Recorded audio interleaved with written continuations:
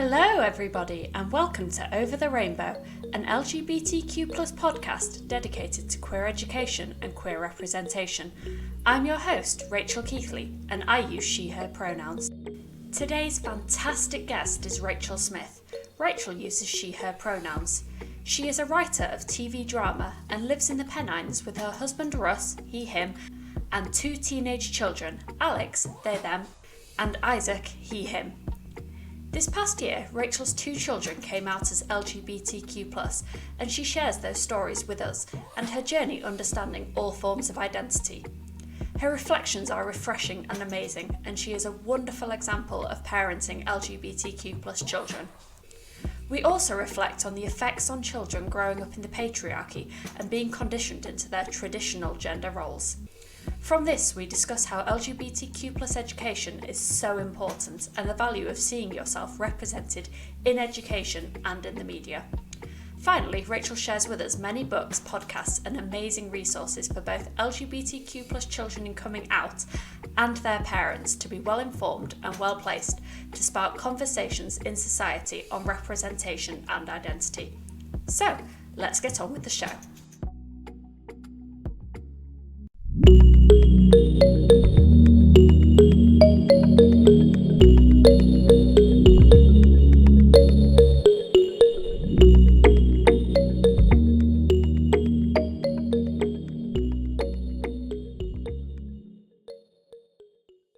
Hi Rachel, welcome to the show. Hello. Hi, thank you so much for being on today. Oh, it's really nice to be here. Yeah, I've been really looking forward to having this conversation with you. So yeah, thanks very much for asking me. Oh, you're more than welcome. So I like to start all my podcast episodes by sharing what we've done this week to engage in queer activism or queer education. So do you want to go first or do you want me to go?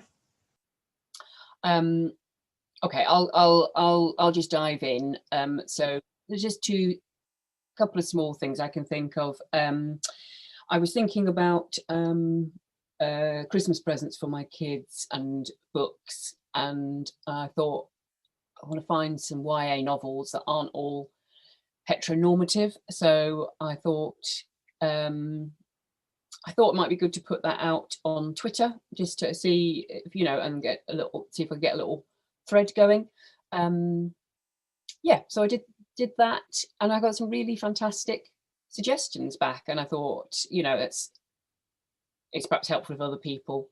Not that I have an enormous army of followers, but even if a few people do see some of those suggestions, just might make them think about what books they're buying for their kids. Maybe that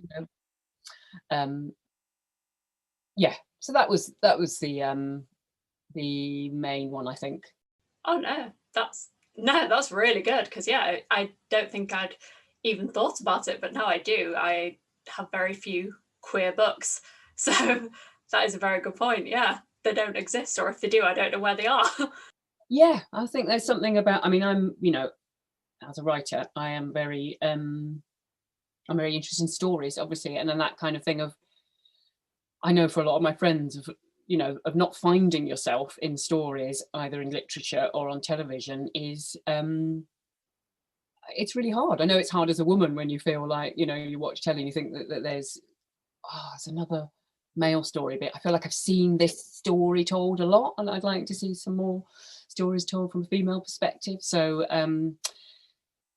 so I've just been trying to think about the sort of things I get for the kids, because thinking about them being able to see themselves, I think, is just really important. And I had a conversation with another friend of mine when I was buying her children some books. Her children are 5 and 7, I think. I hope I've got that right. She's listening. Sorry, Sean. And it was really, because they've got a lesbian family, and I'm kind of thinking, oh, it's all like, mum and a dad, and all these stories of the mum and a dad, all these sort of heteronormative stories. And I think, oh, as a small child, that must be, you're kind of constantly having to sort of fill in those gaps, aren't you? You go, oh, I can't quite relate to that. Yeah, and I mean, if you've got no other alternative as a child, maybe you think, oh, is my family's different? Is there something wrong with that difference?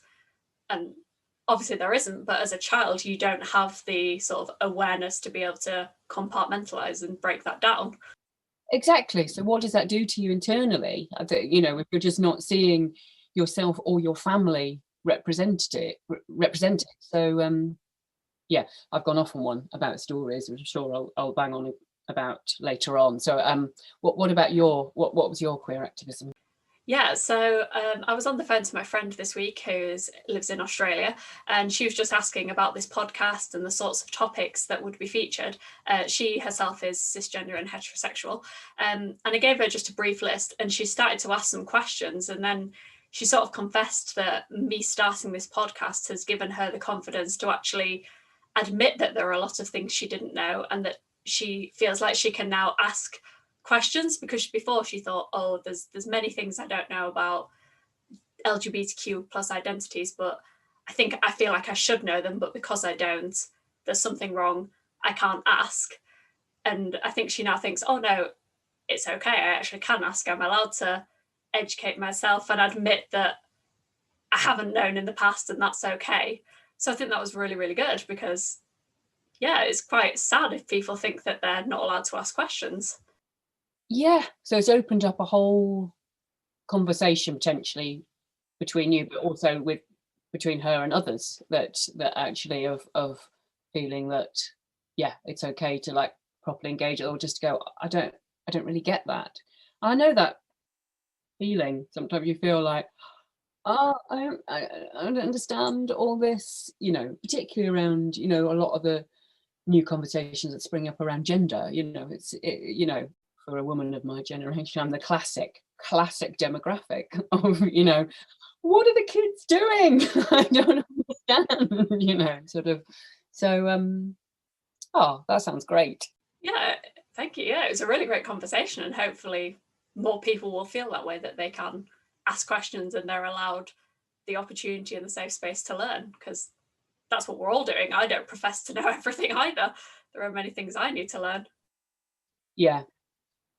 And did it feel much, did that conversation feel comfortable then between you after you'd had that initial?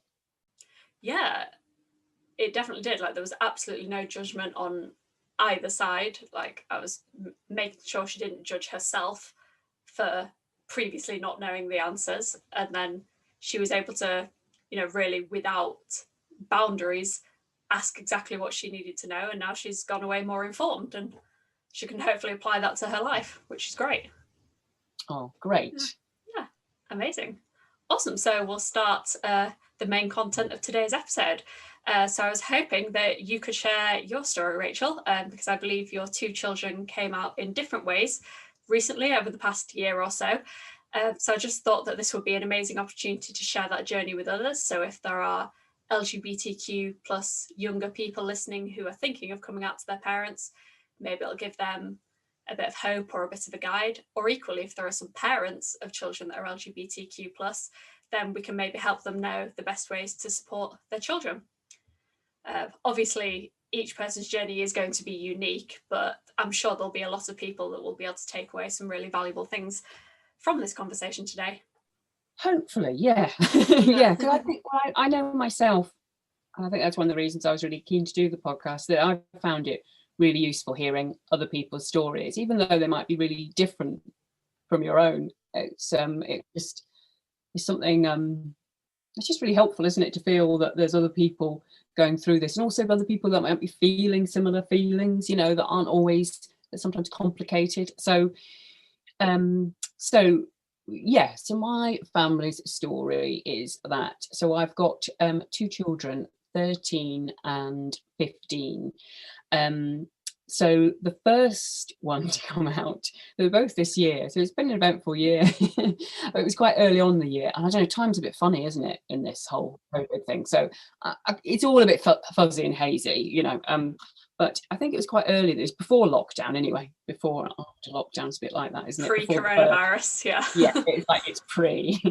So pre-coronavirus, Isaac, my 13-year-old, came out as gay, and I mean, he'll kill me for saying this, but you know, because he always goes, "Oh, I suppose you knew all along," because it wasn't I can't say it was a huge shock. And I think with Isaac, there were kind of, I think I'd probably been more surprised if Isaac had been, you know, completely straight heterosexual. You know, I didn't know quite how it was going to manifest itself, but there were indications to me, you know, that and that they were. See, I'm sometimes still I'm practicing with pronouns. Sometimes I call Isaac they, because my eldest child came out later on as non-binary. So so I'm probably going to have at some point a pronouns mess up. So I'll just warn you in advance, where I like either get the wrong child, or I call Alex, who's my eldest now, that's their chosen name, Alex. I call them he, or, you know, because they were born male. But anyway, back to Isaac. So Isaac growing up, sort of, he's always been quite an extrovert child in many ways, whereas my eldest is much more introvert. So Isaac did seem to, you know, sort of play around actually with gender expression a bit, you know, which was just kind of, yeah, it just played around a little bit with that. And pretty much from primary school, all their friends were girls, all his friends were girls. So, and actually did explicitly say to me a couple of times things like, I just don't feel the same as the other boys. I feel different to the other boys. And by that, I didn't take that I don't feel like a boy, because that wasn't what he was saying to me. But I could see what he meant, that he felt different, you know. And actually, Isaac was pretty well-rounded, as in, he used to do ballroom dancing and taekwondo. He used to like playing cricket and, you know, and gaming. And I also used to like hanging out and chatting with his female friends. So, you know, it was kind of, but yeah, and so all would like to try on makeup, or, you know, or sort of. And so I don't think we didn't sort of make any huge assumptions, I think, but I think I would have been surprised if, you know. So when he came out, he was like, you weren't surprised at all. Came out to his friends first, and then said, you know, I've got something to tell you, and yeah. So I just felt really, I think I felt really pleased that they, you know, felt able to be open. So I guess I was mentally prepared for that, you know. And, you know, we live in a community that's pretty mixed, you know, in terms of, you know, there's quite a lot of lesbian families. It's quite, it's a reasonably open, you know, a bit hippie tolerant community. So so that helps as well, because you're feeling like, well, you're growing up here, you know, you don't have, because there's always those little things of feeling like, oh, you are going to stand out as being different. I mean, for a while, Isaac grew his hair really, really long, refused to have it cut. So this, like, you know, rather fantastic mane of blonde hair, and was constantly getting taken for a girl. You know, we'd go out to lunch and be like, hi, ladies.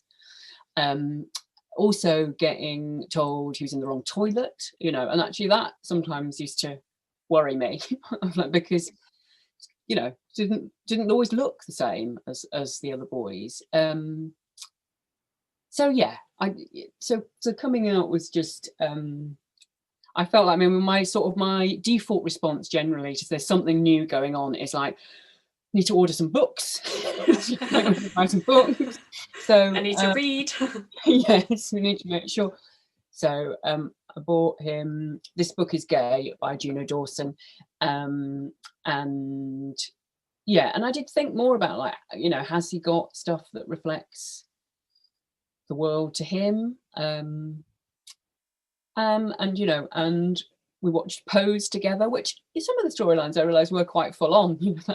but we like got to kind of chat together. And actually, in that series, you know, if you don't know it, you know, about the ball scene, which is mainly populated by trans women and gay men in the 80s, isn't it? New York in the 80s.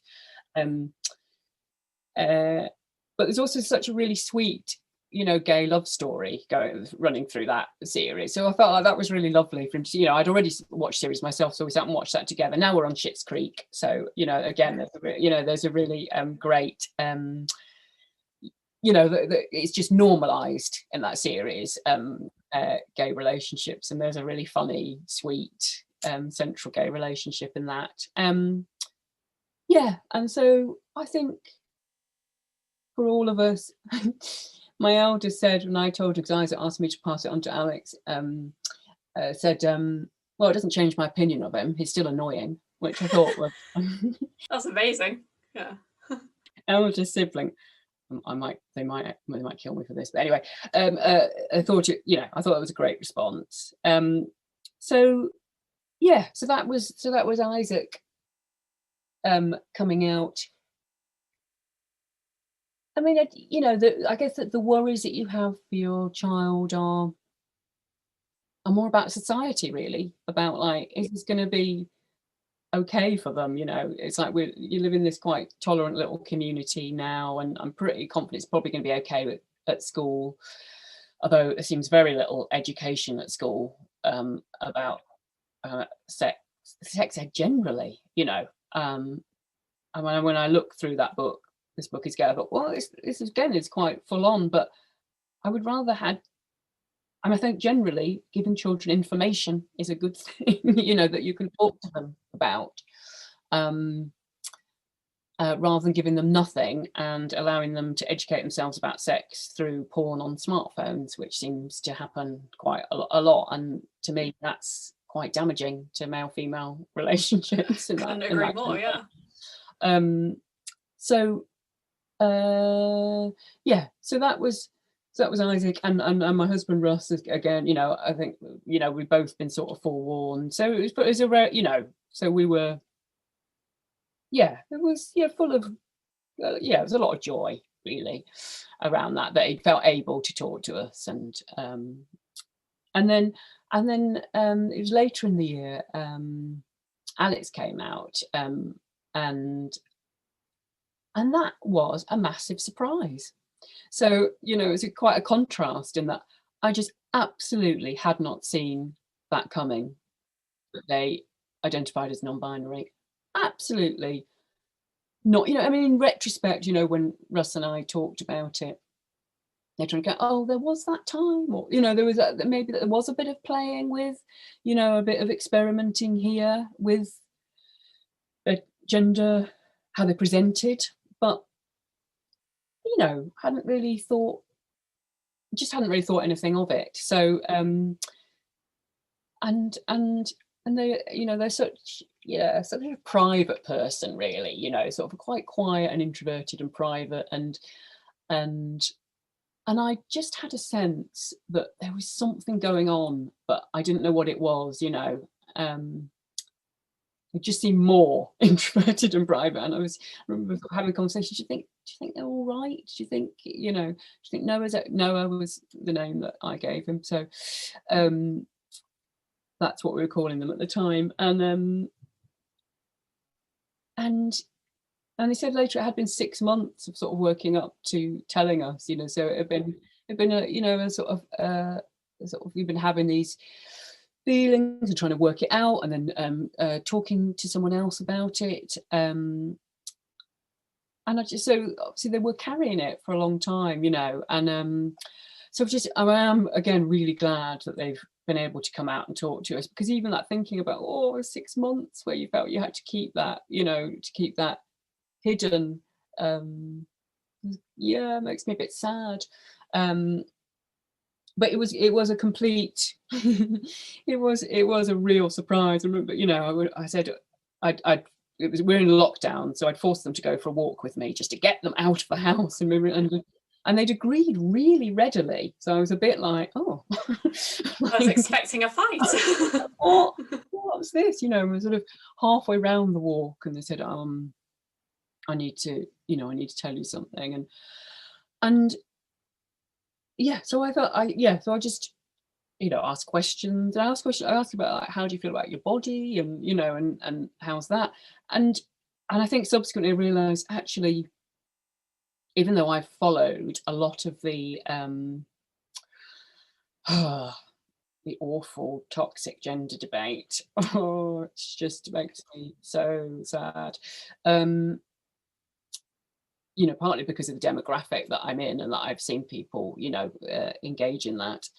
I suddenly realised I don't really get this. I don't get it in the same way that with Isaac, you know, I sort of feel like I kind of grew up with a lot of gay friends, and I had a good couple of years partying in the gay scene in Manchester in the heady 90s. And felt very comfortable and very accepted actually for a straight-ish woman, you know, young woman, kind of, you know, exploring and partying. And so it was something. So I had lots of points of reference with Isaac, I guess I'm saying. I had people I could phone up and go, what did you need when you came out to your parents? What did you really need when you were a teenager? And I'd already had conversations with them about how hard it was. You know, lots of my friends, given the generation I am, so old. No. Yeah, thanks. I'd you know, a lot of my friends had come out later, because you know, in the late 80s, early 90s, it was different then, you know, and I'd seen those struggles, you know, sort of up close. You know, my flatmate came out when she was yeah, I think she was 27 or 8, you know, and she had come from such a, you know, such a sort of straight world, and it, you know, I saw that was, you know, I saw that close up, that was tough. And but the great thing for me later on, my poor friends going through that time, is that I've then got this sort of ready-made community who are now, like, I mean, such support for my kids, you know, which is amazing. But the gender thing, yeah, so I bought a lot of books. I was like, I need some books. So yeah, quite a lot of books. So I've got Trans Like Me by C.N. Lester, non-binary trans person, and They, Them, There by Eris Young, which is a guide to non-binary and genderqueer identities. They're a linguist, so that's really quite interesting. And oh yeah, and a friend bought me this, Queer a Graphic History, for the kids. But I've just nicked that loads because it's really informative. And Non-Binary Lives, an anthology of intersecting identities, which is brilliant because it's so many stories from around the world, and you know, and you really just get this sense of people's, you know, the impact that society is having on us with our relationships to gender. So yeah, I feel like we've all gone on, we're all on quite a big journey with that, and I've really thought a lot about my own my own sort of gender presenting and what impact patriarchy's had on that, you know, in ways that I haven't before. Yeah, I think, well, that's something that I've thought as I've been sort of exploring all forms of identities. We are a lot more informed on sexuality than we are gender. And then the fact that we think that exploring gender is something that just trans or non-binary people do, but actually we all need to reflect on our own gender identity, our own gender expression, because of how much it is dictated by society. And you might not even realize it until you start thinking, and then you think, well, I mean, for me, when I was growing up, was I directed straight to the women's clothes or the girls' clothes? Yes. Was I told that, oh, you'll look really pretty in pink? Yes. And I know this seems like very simple things, and obviously gender identity is far more complex than that, but it is just a small way. where society is starting to pigeonhole people into this is what gender looks like, and you cannot like differ from that in any way, shape or form. Yeah, it's so rigid. And I know the sort of argument abounds of like, but people can wear whatever they like these days and do it, and you're like, but can they actually without being beaten up or or even a second look? Some people look twice, don't they, and that's enough to think you don't fit in. Yeah, and actually that look of or you're told, like my son's been told, you don't belong in this toilet, or and that's really long hair and and sort of thinking about, can you actually go out just wearing lipstick and mascara as a boy? Yes, in some instances, yes, you can. But can you in your day-to-day life? Because society's doesn't really feel that that's kind of acceptable. And I think it did, exactly as you say, it really makes you consider it. I'm doing a lot of reflecting at the moment on both my parenting of them, because I remember having that feeling of like, oh yeah, I've got two boys and they're doing that really boysy. They're like boys. They're like right, roughy tufty boys, aren't they? They're doing that kind of. So you're just kind of thinking, actually, how much of their behaviour is conditioned by me? I mean, they're getting all their cues from their parents by me going, oh yeah, well, that's what boys do, isn't it? And even if I'm however liberated and liberal I think I am, I've been conditioned by society. So it's ludicrous to think that I can escape that in the way that I bring up and relate to my children. I see my niece, I've got a very young niece who's 14 months, and I see her running about and climbing and jumping, and those aren't boy behaviours. No, it's just human behaviour. Sort of, and some is like mentally kind of go, oh look, you look at the boys rushing about and go, oh, that's what boys do, and then you see the girls, you're like, but look, the girls seem to be quieter and playing. Why are that? Is it why why is that? Yes, some of them might prefer to play like that, but some of them might have been conditioned to write that that's what they're supposed to do. And it sounds all very, I feel like this is all stuff I know on an intellectual level and have always known. Of course, girls can play with sticks and make guns, but I feel like on an emotional level, it's not really got through to me that, and I've just been reflecting, I guess, and maybe you've had the same experiences when you've been exploring these other identities as you are.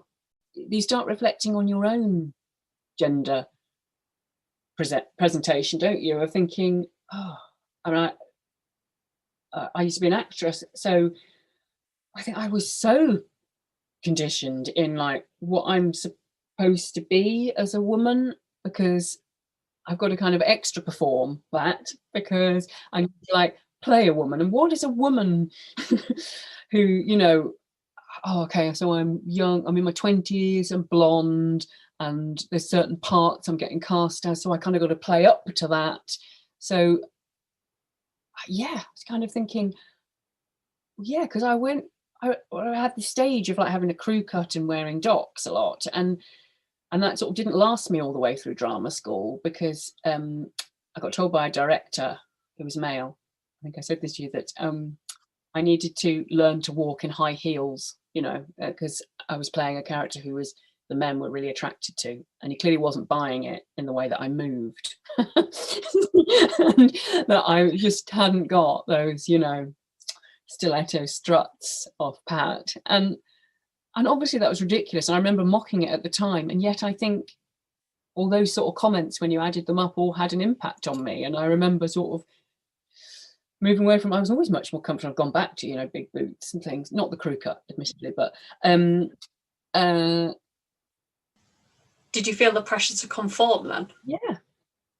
Although actually I really enjoyed that period of having a career, because actually you notice people relate to you in a different way, and men certainly relate to you in a different way that was actually quite yeah, didn't get quite so much unwanted attention, and I felt quite powerful, but I definitely felt that desire to conform to a more feminine ideal.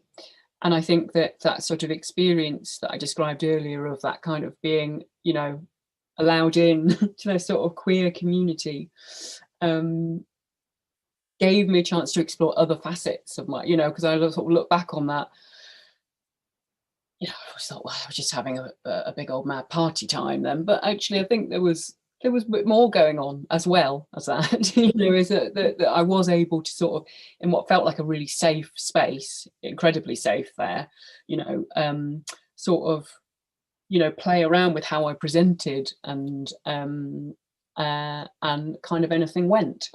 and and that's, I mean, amazing to have that Oh, space. completely, yeah. But of course, we weren't really talking about gender very much in that. It was more about sexuality at that time. And it's been it feels like there's a real shift that's happening. And I think also I notice sort of engaging more with the some of the sort of queer theory and gender theory, is you sort of notice your own discomfort with it. You bits of, you're a bit like, oh, that feels all a bit uncomfortable, and kind of identities, particularly non-binary in some ways. Obviously, that's what I'm looking at most. It's quite disorientating, isn't it? They're going, oh, because we quite like boxes, don't we, as humans? Generally, I think of going, I need to know where you fit, and sort of having to question yourself, why do I need to know? Why do I need to know that? Well, exactly. And when you've gone through, I mean, for me, I guess gender identity wasn't alternatives to the male and female binary. It wasn't something I was exposed to until I went to university. So I had 20 years of just being, I guess essentially you can call it brainwashed by society, that gender was male, female, that's it, end of. And you as you grow up and you're being fed all this information and you're learning, you do take pretty much everything you're taught at school as fact, because your teachers or whoever's higher up are the authority figures. So when they're saying, oh, this is a man and this is the sort of male body and this is what men do and this is the female and this is the female body and this is what women do, you think, well, that's fact, I'll write that down, I'll learn that, and like I learn maths, like I learn other parts of science or English. And then you go out into the real world, as it were, and suddenly you're faced with the fact that, oh, well, that stuff you were taught at school is actually completely incorrect. It does take you by surprise, because you're like, whoa, A, have I been lied to? And B, how do I now reset all those links in my mind? It's how it feels, isn't it? It's a kind of rewiring of that, because it's like untangling what's yours and what society has put on you, isn't it, in terms of those opinions and reactions, and it takes quite a lot of work, I think, doesn't it? I don't know if that's what I was curious about. How easy was it for you to untangle that then at university? Yeah, I'd say it wasn't very easy, not in a prejudice kind of way, of course. I was never, and I mean, there's obviously people go through different journeys, but I was never like, that's wrong. I was just so surprised at first that I didn't know this about gender identity.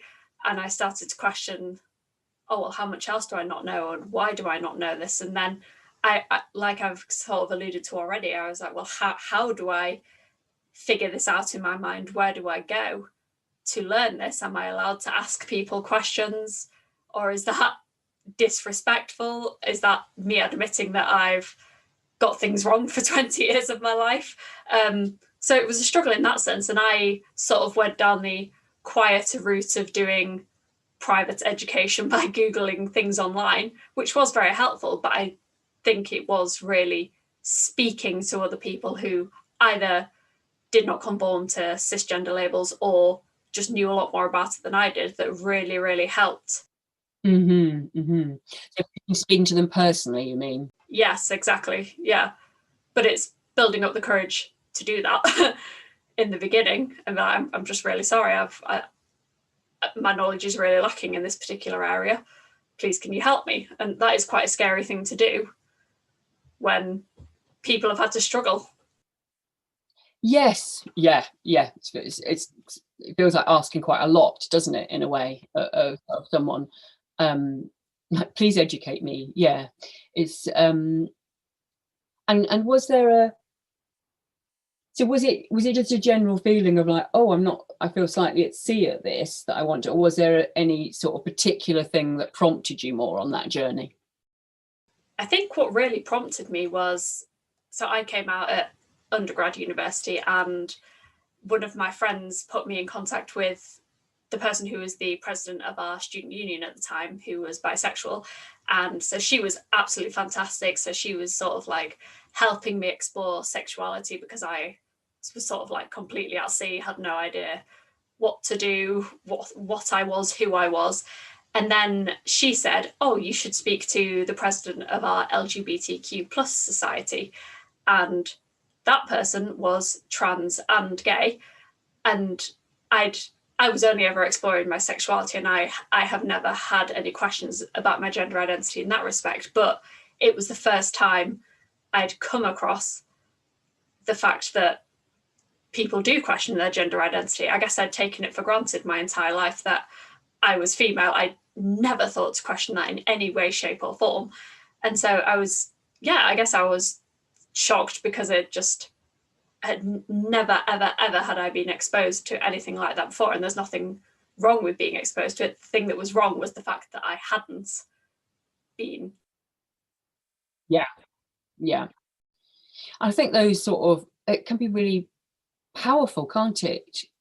Meeting people that are, been on those journeys, when for you it's so new, so I know that you've spoken to Lindsay on this podcast, and Lindsay was so fantastic, as someone in our town who runs a support group, and we just had a mutual friend in common,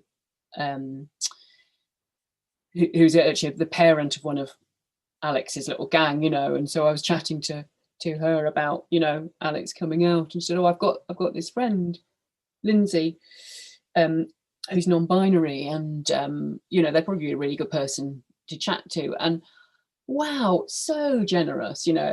Obviously we had to have a socially distant meet in a freezing cold park, which we walked around for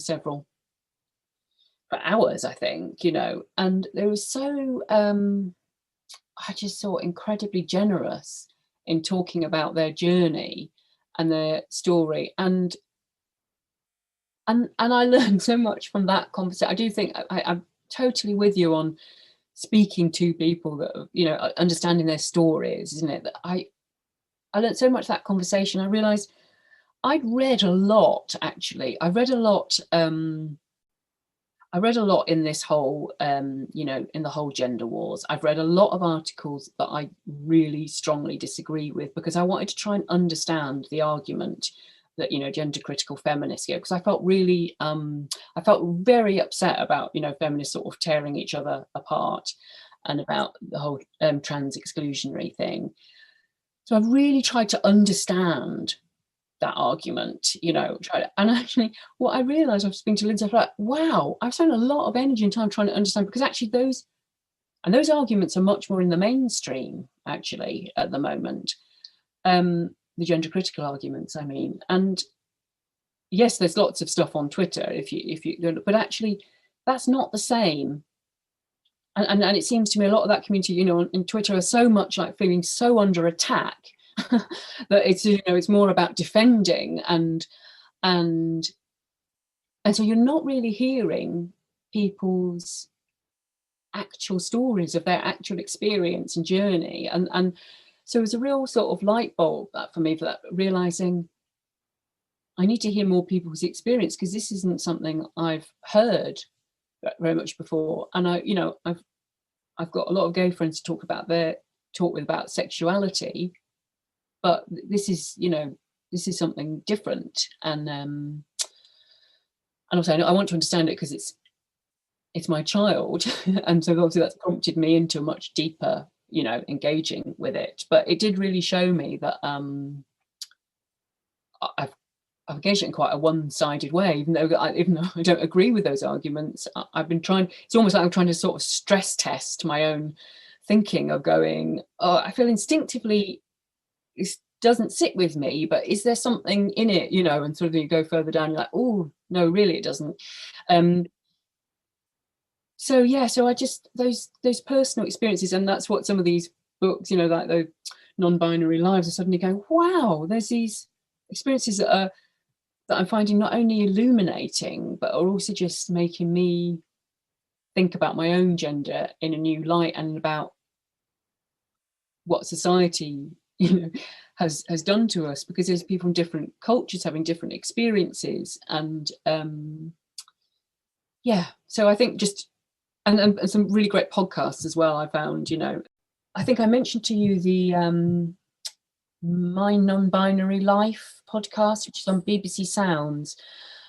And if anyone's interested in, sort of what's great about that is really they talk to a diverse range of people. It's one person's journey through their, sort of coming out of non-binary, but they talk to a range of people.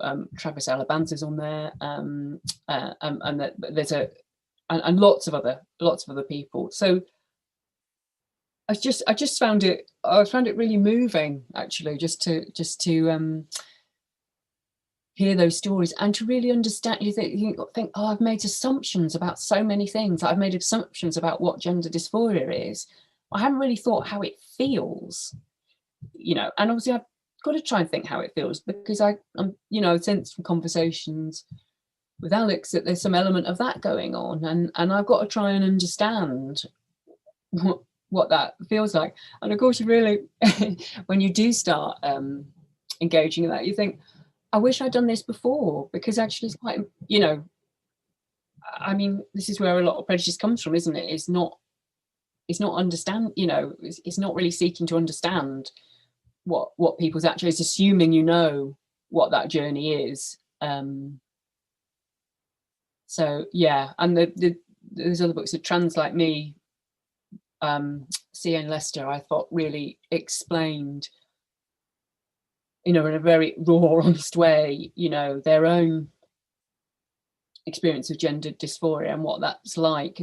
So that kind of, and I think I'd had some of that sort of rather utopian thinking of like, well, if we could just all accept each other, it's all fine, and no one would have to have surgery, or that kind of thinking, which you're like, it's not actually, that's not how it is. And I heard Travis Alabanza on the podcast actually talking, I'm not sure if I've said their name right, so I'm really sorry if I haven't,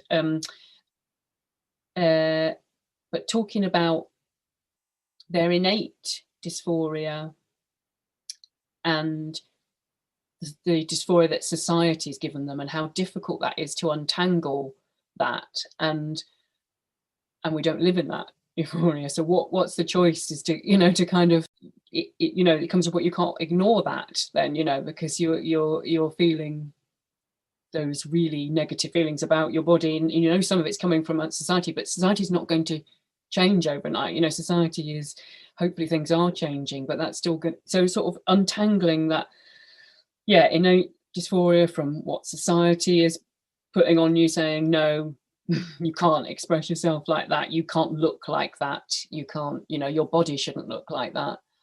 And I just found that fascinating and illuminating and humbling.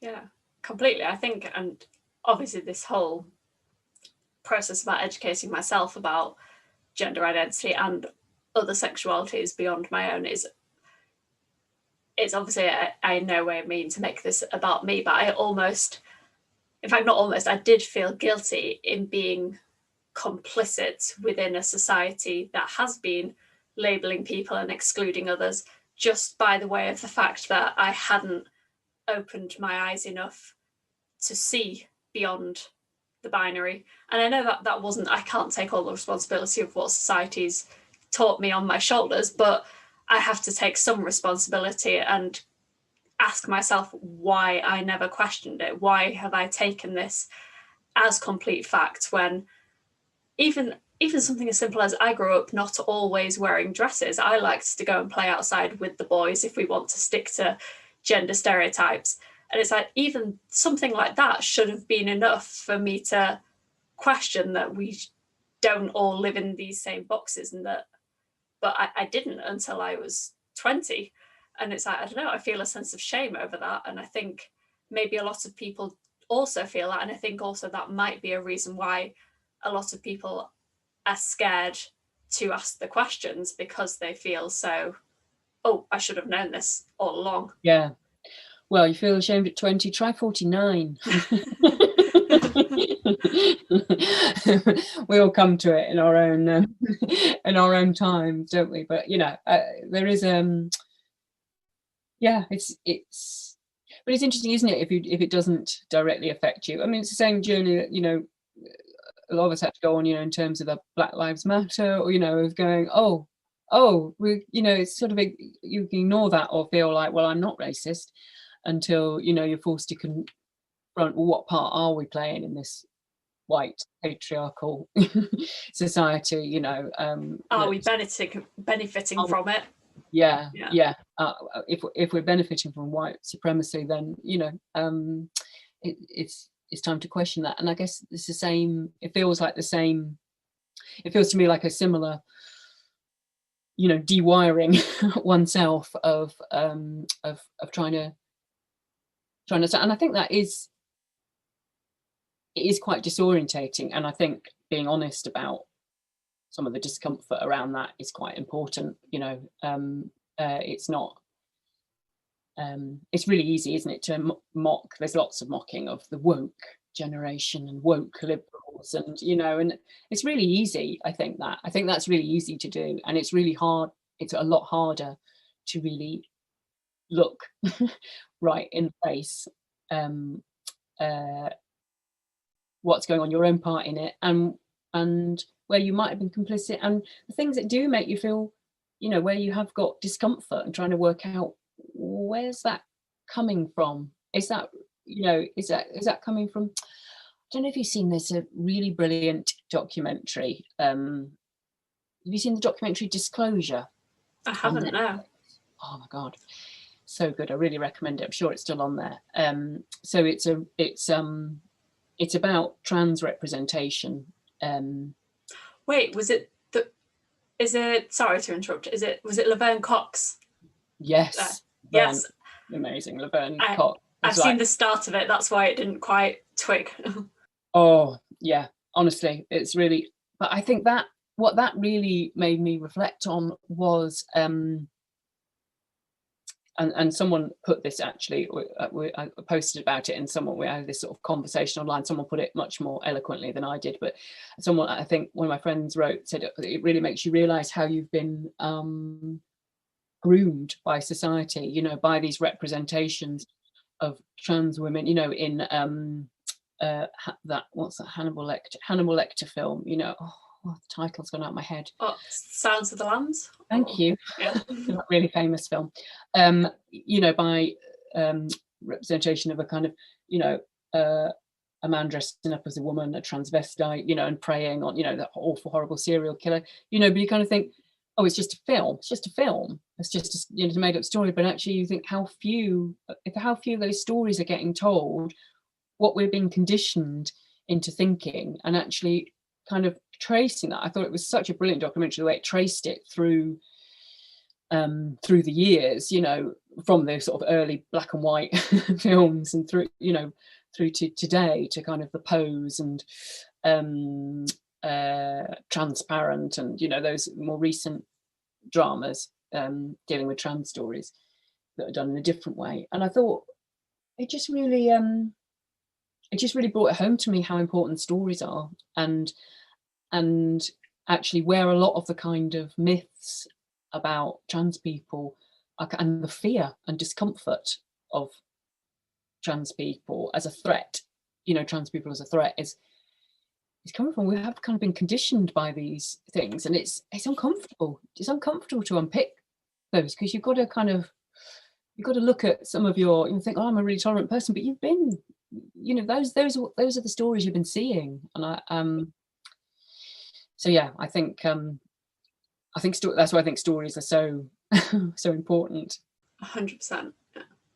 Yeah. So how, if you don't mind my asking, how did all of, you obviously don't have to share anything you don't feel comfortable, but how did all of this play out for your eldest child? You said their journey discovering their own identity, because obviously nowadays we are exposed to more representative things, but we have to face the fact that we are far from perfect in society right now. And were there any struggles for them in terms of like looking at these media representations that were so wrong and thinking, oh, is that me?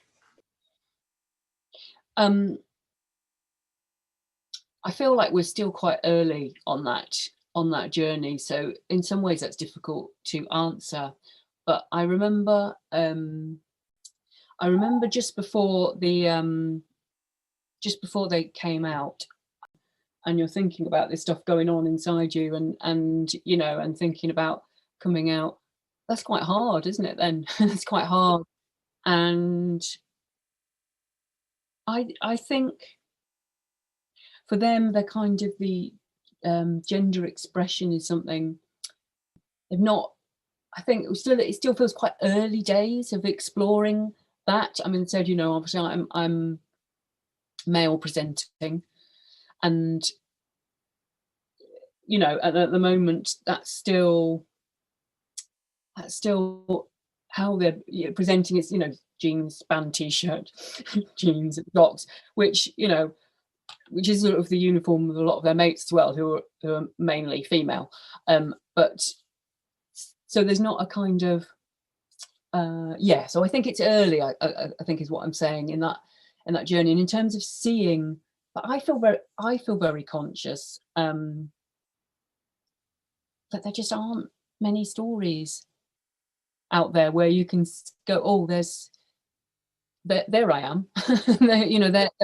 I see myself in that way. I mean, I think the online world's really helpful, isn't it, in terms of there are people to follow on social media who are defying those gender norms, and there's more non-binary people now coming out, and so we've sort of shared all those resources that Lindsay gave me, and I know they found people to talk to that themselves. So yeah, it does feel quite early on that journey. I think the amazing thing though is how accepted they felt with all their peers, and at school, actually, so that's kind of a big relief, actually, that they, and I checked with them. So how's it felt there? Did you feel? And yeah, it's felt fine. The teachers adopted the new name very quickly and were on top of the pronouns. And I know that stuff doesn't, as a friend of mine pointed out, that doesn't just happen by accident. That stuff, that's a lot of education. And there's been I think a few of the non-binary students at that school. So amongst that generation, it's certainly kind of much less of a big deal. So at least there are other people. There are other people around. Yeah, it's the value of finding your own support system, isn't it? And it's good that they've got that in their school, because I feel like I mention this every single podcast episode, but I went to a Catholic high school, and I do not think they would have, maybe I'm being a bit close-minded here, but I do not think that they would have the resources or the awareness or the sort of support systems in place if anyone came out as trans or non-binary. I don't, at least when I was there. And I graduated 2012, so quite a long time ago. Lots may have changed, but yeah, I don't know. I worry, especially when you saw the absolutely massive kickback last year when the Law Commission said that we're going to make same-sex relationships and LGBTQ plus identities mandatory as part of education, and there were all those protests down in Birmingham. Like, we can't be naive enough to think that they're the only two schools in the whole country that would have an issue with it. And so, yeah, that's really, really worrying for me. So I'm very glad that your child has not had that. Yeah, I no, they have, and I think there's probably been, I don't know how it was for the first, there's definitely been at least, I think, 2 trans students. So there have been people that have gone before, so they've probably had a bit of practice. Uh,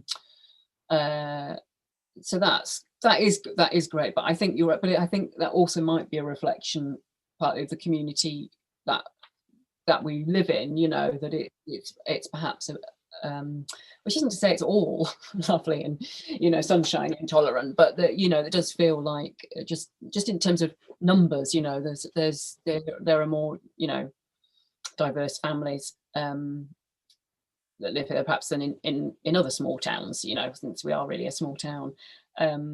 So yeah, I think, but it is worrying, I think, about schools. I still think, I mean, Isaac's the youngest is feeling confident enough to be out at school and wear his rainbow badge, and I think, I mean, there's been a couple of comments that he's dismissed as like ignorance, kind of, from students, but no, really bad reaction.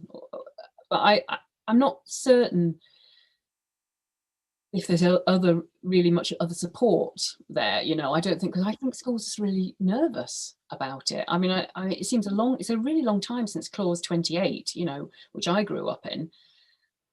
But yet, I don't know if I didn't feel like there's been that much progression, because I don't know. I would be interested to know if you're from Catholic school, you're probably going to agree with that statement. Yeah.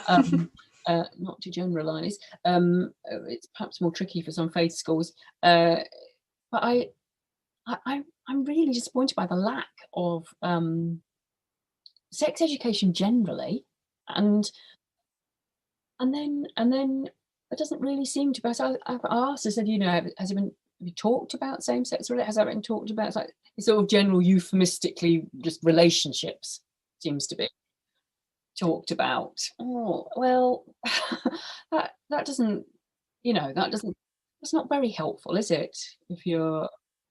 Um if you're feeling lost and and unsure and afraid to talk to someone, to have that confidence that actually these things can be talked about.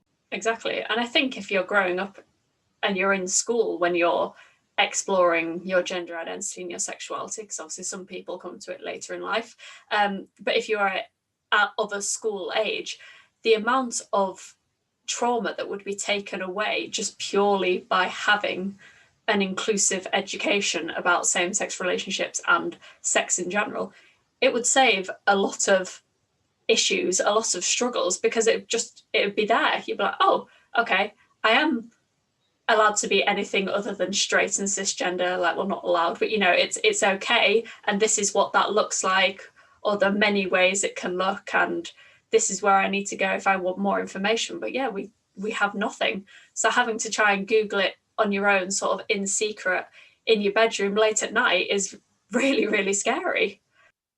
Yes, I mean, that makes me sad to think that children have got to go through that we can't be more open about it. I mean, in some senses, for Isaac at least, Isaac had, sort of a gay community around him, and of friends of ours that are, that.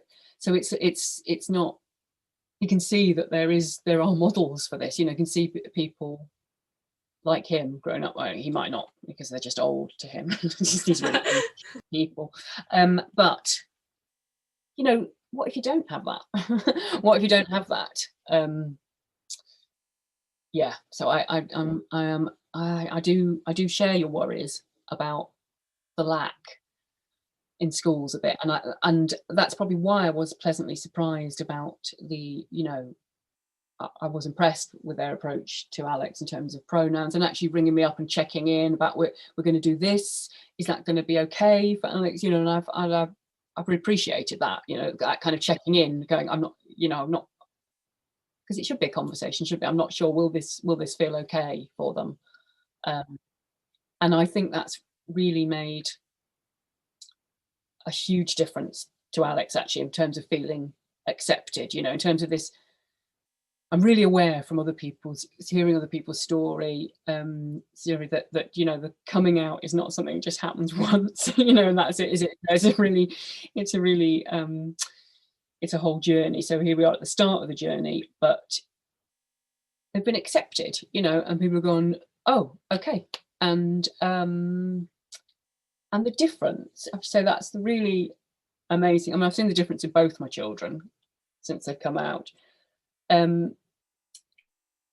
But Alex, really, I mean, Russ and I have talked about it, just noticeably different, that kind of feeling at ease in their skin, and they're just more chatty and relaxed, and it's quite difficult to describe, but you can physically see the difference. You see the weight that's been lifted. Yeah, and there's kind of opening out, and so I feel like, and I think that gives you a lot of heart and courage for whatever's coming next, in the journey, because you're like, well, look, this is, they're happy, and they're relaxed, they're kind of, because they've said this is who I am, and everyone's gone great and accepted that, and wow, I mean, the power of that is amazing, Well, honestly, that should form the basis of just every reason why schools and people should be doing more, to be able to see that joy in your own child just being able to live authentically as themselves. Like, how could you not want that for anyone? But yes, because when you see the difference of that, of just even that brief time, and they're clearly holding on to that, I say brief time, months, of feeling like, okay, coming to realize this is how it is for me, but not being able to share that, and we all should be living like that. We all should be. Yeah, agreed. On that note, are there any? You've already mentioned some books, which I will definitely put in the show notes because they sound phenomenal.